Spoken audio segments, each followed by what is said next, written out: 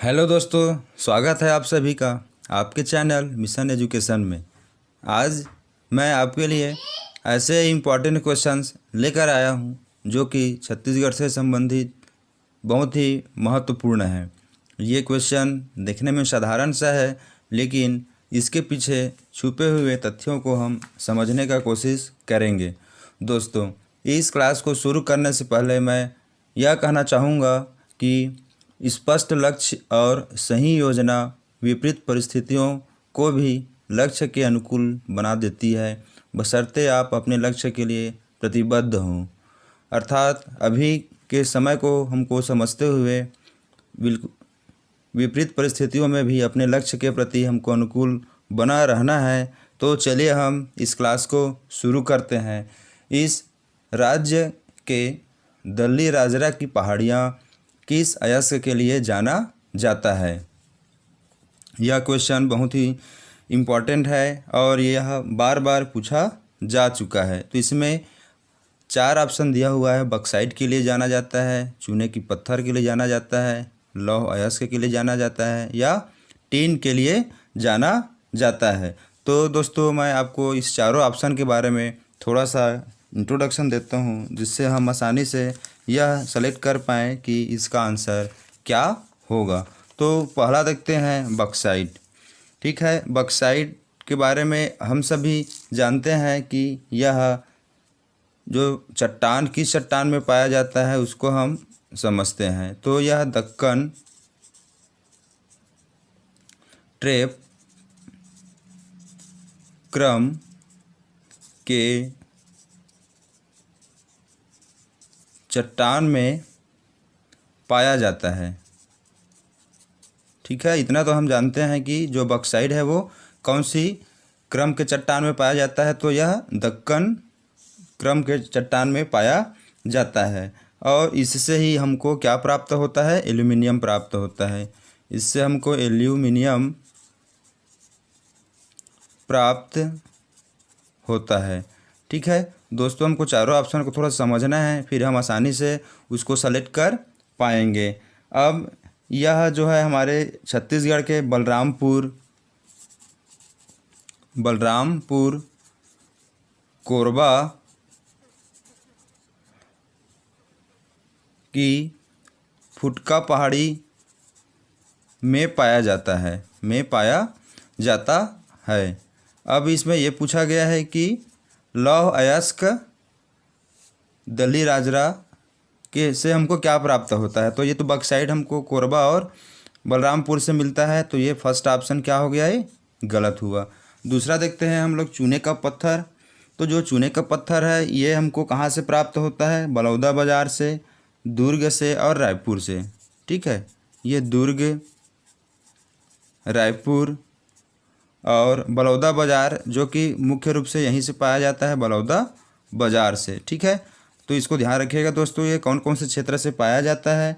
और जो चूना पत्थर है ये कडप्पा क्रम के चट्टान से पाया जाता है। कडप्पा क्रम के चट्टान से पाया जाता है।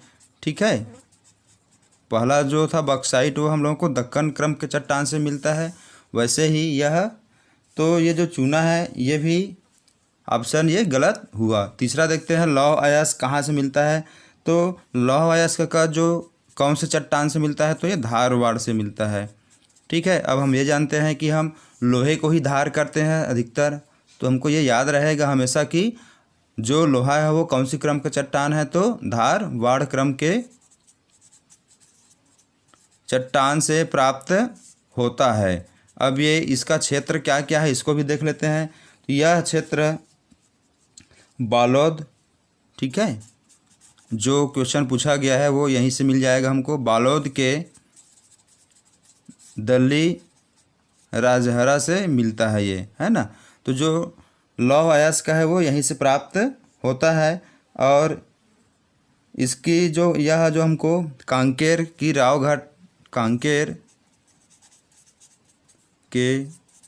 घाट से भी प्राप्त होता है। तो देखते हैं, ये तो आंसर सही है। अब इसमें लास्ट ऑप्शन क्या दिया हुआ है? टीन। तो टीन को भी देख लेते हैं कि वो हमको कहाँ से मिलता है और यह ठीक है, यह जो टीन है वो कैसेटेराइट नामक चट्टान से हमको मिलता है।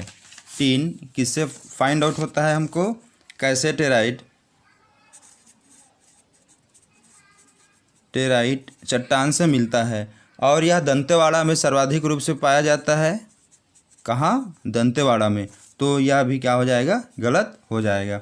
ठीक है, इस प्रकार से फर्स्ट क्वेश्चन का आंसर क्या हुआ कि इस राज्य के दल्ली राजरा की पहाड़ियाँ किस खनिज अयस्क के लिए जाना जाता है? तो यह लौह अयस्क के लिए जाना जाता है। ठीक है, और यह जो हमको राव घाट हो गया, आरी डोंगरी हो गया, अब हमको ये भी ध्यान रखना है कि यहीं से ही भिलाई स्टील प्लांट को लौह अयस्क की आपूर्ति किया जाता है। ठीक है, अब देखते हैं दूसरा क्वेश्चन।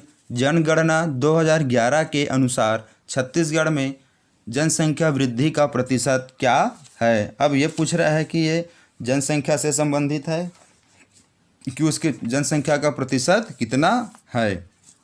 तो 19.61, 20.61, 21.61 और ये 22.61 है। अब यहाँ पर हम ये समझ लेते हैं कि जनसंख्या वृद्धि का जो प्रतिशत है वो कितना है। तो थोड़ा सा हम ये समझते हैं, इसके बेसिक में जाते हैं कि जो जनगणना है वह एक केंद्र सूची का विषय है। ठीक है, जनगणना केंद्र सूची का विषय है,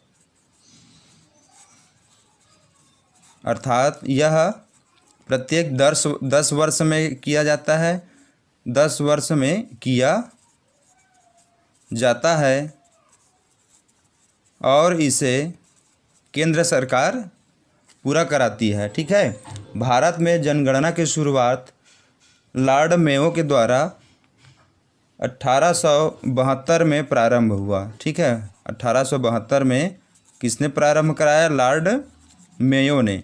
लेकिन इसकी जो नियमित जनगणना है वो 1881 में लॉर्ड रिपन के द्वारा प्रारंभ किया गया। ठीक है, 1872 में ये हम लोगों के भारत में जनगणना प्रारंभ हुआ, वो भी लॉर्ड मेयो के द्वारा। लेकिन 81 से ये नियमित जनगणना प्रारंभ हो गया। अब हमारे जो राज्य की जनगणना है वो अभी जो हुआ है वो द्वितीय जनगणना है, मतलब राज्य निर्माण के बाद यह द्वितीय जनगणना है। इसको भी हमको जान लेना है। ठीक है, देखते हैं चलिए क्या क्या दिया हुआ है। तो इसमें का जो ऑप्शन हो जाएगा 22.61 इसका सही आंसर है, बाकी सब क्या है इसका गलत है। अब यहीं पर हम भारत की जो जनसंख्या वृद्धि दर है उसको भी देख लेते हैं। तो वो है 17.69% है। कितना है? 17.69%, जबकि छत्तीसगढ़ के कितना है? 22.61 है।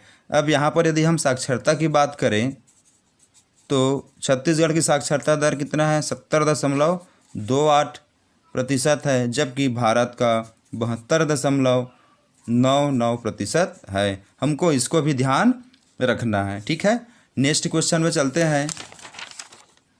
इस राज्य में हुए प्रथम मजदूर हड़ताल का नेतृत्व किसने किया था?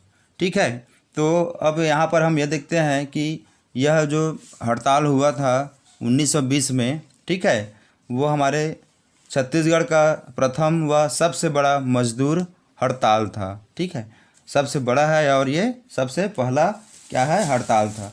अब यह कहाँ हुआ था इसकी बात करें तो ये राजनांदगांव में हुआ था। कहाँ हुआ था ये? राजनांदगांव में।